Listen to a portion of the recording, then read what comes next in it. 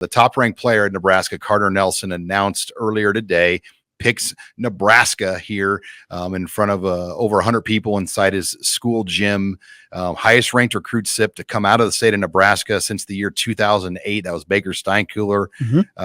Let's welcome in. Let's bring in the man, Carter Nelson, joining us here from Ainsworth as we start the show off live with Carter in studio on site. Carter, first of all, congratulations. We've got a chance to really get to know you here over the last several months.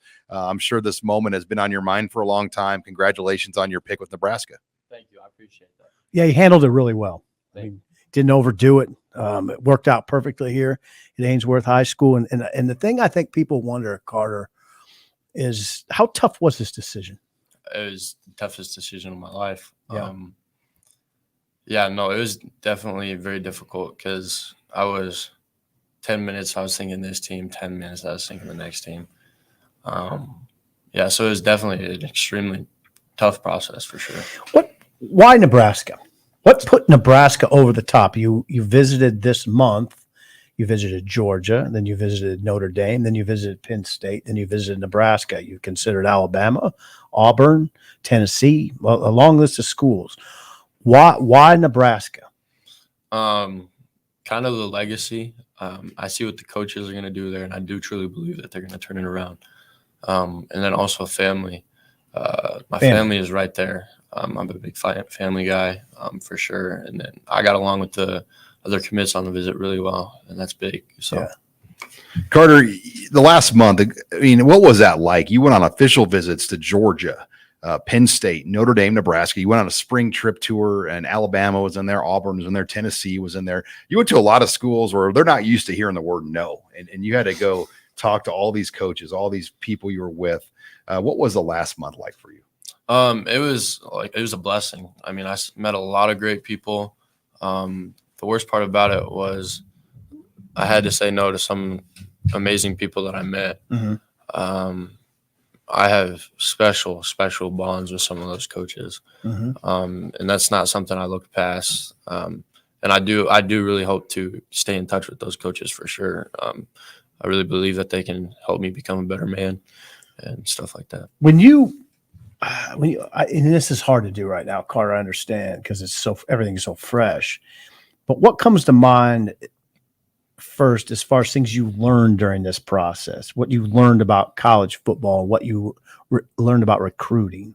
I learned a lot. I mean, I learned a lot of great things from a lot of great people, and it's almost so much to where it's hard to tell you what I learned. Uh-huh. I feel like I just learned a lot about myself and a lot about like how things work. I've seen people be humbled.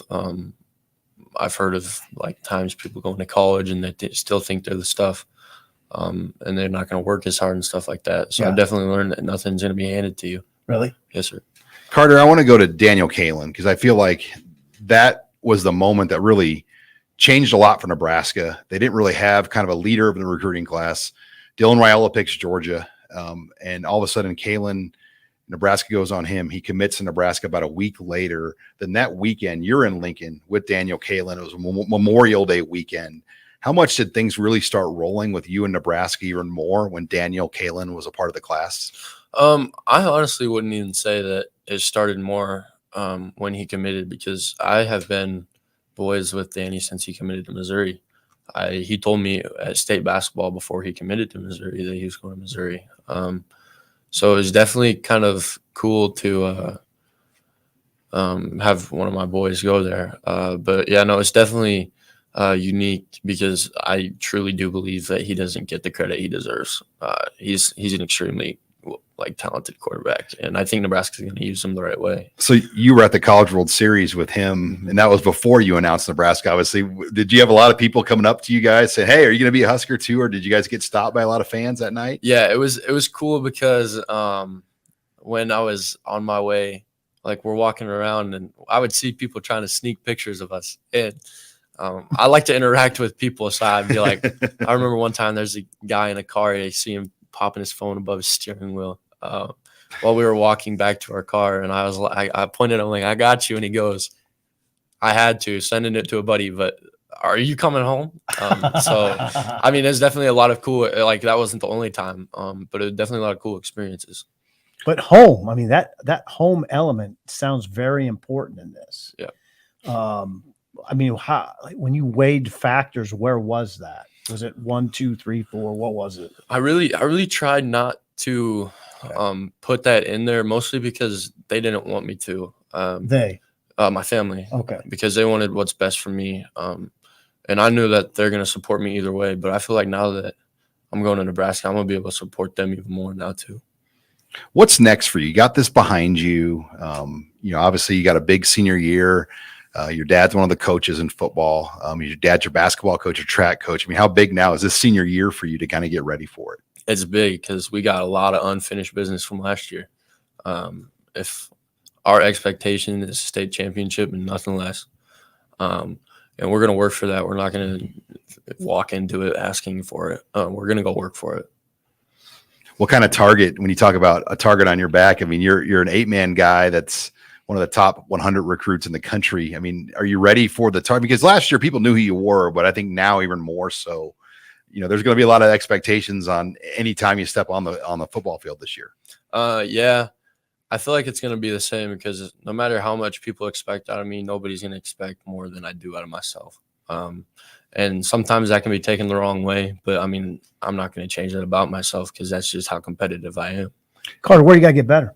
I mean, where do you want to improve your game? I want to become a better blocker because I feel like I can really be used this year by maybe pulling around the edge because we got some fast dudes. Yeah.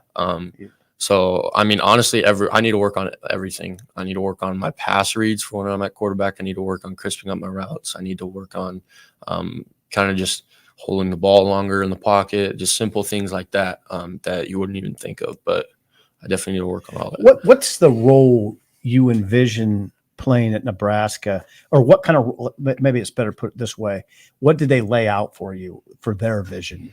They see that when I get there, they're not going to maybe put me at the tight end right away because they respect that it's going to take time to do things the right way. They don't want to put something on wrong, so they want to put muscle on the right way and stuff like that.